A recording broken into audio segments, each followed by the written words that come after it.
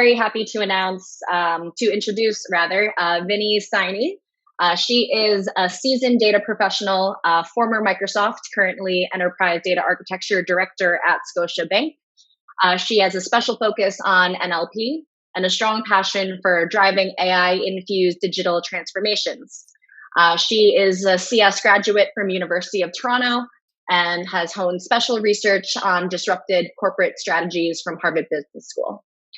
She has always thrived on optimizing experiences and technology lead impacts. So currently as the Director of Enterprise Architecture for Scotiabank, she's been partnering with the teams globally to accelerate well-governed data journeys in alignment to enterprise data policies, standards, and compliance. I mentioned she was at Microsoft before. When she was there, she was leading the data and AI practice for the Microsoft partner ecosystem. And while she was there, she co-created, accelerated, and delivered some of the best data and AI-driven offerings to the market. So with that, we are very pleased to introduce Vinnie. Virtual claps. Thank you so much, Mariam. So nice of you. That was a great introduction. Hi, everyone. Hello once again. And with that, I'm more than happy to be a part of this group today here and getting to talk about something that's so close to my heart ever since. So as we are all talking about digital transformations, so before I jump into my slides, like we all know, digital transformation, the big B, the big D. Okay, so it has been predominantly dominating the market ever since. But the times have changed. The pandemic time has actually, this is one thing that has thrived even more today. So organizations today, they're forced to go ahead and reinvent themselves because what does the pandemic want? It wants a default logo. What is that default logo? A default in digital requirement. That's what enterprises see today. And if we want to go ahead and have some business processes, like they are either not digitized or halted for any of the reasons. So what are the businesses doing today? So as a part of enterprise architecture, like I understand that enterprise architecture teams around the country, around the globe, have been driving these digital transformation challenges. And that's what I want to go ahead and talk about. What is it that we are going next towards? Mariam, can you go to the next slide, please? Okay, so here comes the big numbers. So as I said, I want to go ahead and talk about the innovative strategies that the EA teams have been actually working towards. So specifically, the one that I chose to talk about today is I want to go and discuss about how IT leaders actually reshape the use of robotic process automation and artificial intelligence. Why? Because we are hearing a lot today, the big word in the market is the hyper automation. But RPA and AI, that has actually led towards a more disciplined approach to hyper automation. So as you see the big numbers over here, we see how gracefully it has gone ahead and have a trajectory to where we are landing today. So the lean and agile methodologies that we've always been using, the things have changed now. So looking at the recent trends, if I talk about today, if I talk about the business groups I've been talking to lately, we are actually talking about dispensation of some same across all the enterprise venues. And this is one of the most sought after technologies. May that be, say, credit cards, may that be business, may that be customer care or whatever. And this is the reason that I want to go ahead and talk about more about this today is because this is not surprising, because this is what the need of the hour is today. Not going far, let me give you a very good example about the banking industry. If I talk about the banks today, we have more than 1/3 of the banking operations completely mundane and manually executed with dedicated staff. And there's nothing so very intellectual or nothing so very innovative about those tasks. So it's high time we go ahead and automate those. That's where we're leading towards. Next slide, please, Mariam. Okay. So talking of the growth opportunities, what is the answer to this? The answer to this definitely is a low cost, because you're definitely being a bank, and we know across all enterprises, we want to keep it very economical. We want a low cost, a customer centric, and a high productivity model. Now, talking of models, we all as in the shoes of data scientists or data engineers, talking of models, we could be either having a very streamlined, fully automated model with no manual interventions, or we could be going for partial automation as needed. But either of the shoes that we are stepping into, the things that actually make the big difference. And the popularity of RPA actually contributes to those differences. What are those? Because when we are having some automation, we want that automation without the need of any complex system integrations with our present tasks. So we want it to be completely non-intrusive. Things don't stop there.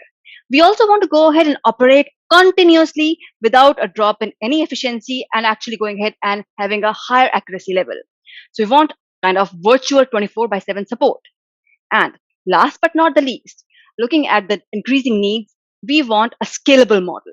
We want something which is very easily implemented. We don't want our teams to be going through all those trainings for programming skills or for say bot management or anything else. We want those to be very highly scalable and having a dedicated audit trail as well. So that's where the answer is with RPA. Next slide, please, Mariam. So before I go ahead and talk into where we are heading and what is the solution looking like, what is the situation looking like today? So we all being in the data world, we understand it very gracefully that the plethora of regulations that we are having today to comply with, banks have a bit too much, with the plethora of regulations that we are having to comply with, and not giving you the numbers, but the massive data sets that we have to draw the actionable insights from, we are still seeing a substantial reliance on those manually excessive tasks. Like it's not everything is automated. So as I said it earlier, like I'm repeating this over and over again, this is high time that we want to go ahead and first of all, widen the accessibility of our teams for the data. Second, make it sure that the analytics is much more wider, and we are having automating the repetitive complex processes, because this will not just accelerate the insights, but also scale the analytics across the entire organization and help us share the data, not just internally, but also like as I go ahead and talk about open banking, but also go ahead and share the data externally as needed so that we could be having more useful insight for our customers, for our internal employees as well. So that's the current scenario. And now we understand what the gaps are looking like. Next slide, please, Mariam.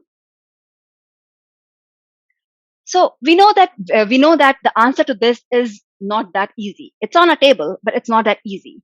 Looking at the big structures, the big workforce, the big areas that we are looking into, it needs definitely a phased approach. Because automation is not something like that. Okay, this is just in a plate, and you got to go ahead and feed it to the computer. So we need a phased approach to it. Talking of it, say from planning or say to designing or to implementation or to managing the automated services, we want to make it sure that at each stage, and the first one, the preliminary one being the most critical, like when we're actually deciding what to automate, we want to make it sure and ensure that each stage is actually going to the implementation as it is expected to be. Because this is what it will do is it will handle the repetitive or complex tasks and with high precision. We don't want to automate with any manual error, with any error rate or low accuracy. We want to do it with very high precision and gain efficiency with those maintained costs.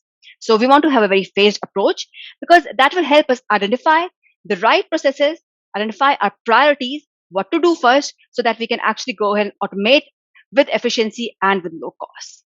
Next slide, please, Mariam. So this is the slide which I want to talk about the most. All these things, talking of the AI, talking of the robotic process automation, talking of how do we go ahead and accelerate it further, embracing the machine learning methodologies, it's all fueled by better data. Nothing else comes in there. Because RPA is the way we are talking of automation, but it is furthered by, like, we have a swath of AI approaches. Talk of say natural language processing, talk of say the recognition, talk of say any AI like cognitive services, talk of like any other AI approach. We want to have some feedback systems. So this is all furthered by all those AI approaches. And like deep learning, natural language processing, computer vision, whatever, these are just an addendum to it. And as RPA automates the crucial effects of the predictive model building for selecting the best algorithm, that's definitely one aspect of it. But things don't stop there. It is fueled by something else. We might end up choosing the best algorithm, but to achieve the business tasks and deploy them, we want to go ahead and leverage not just the right data, but AI-powered data extraction, so that we could be having the complete view of the data, the complete view of our customers, so that we could be making the right predictions and making the right steps at the right time. Next slide, please, Mariam.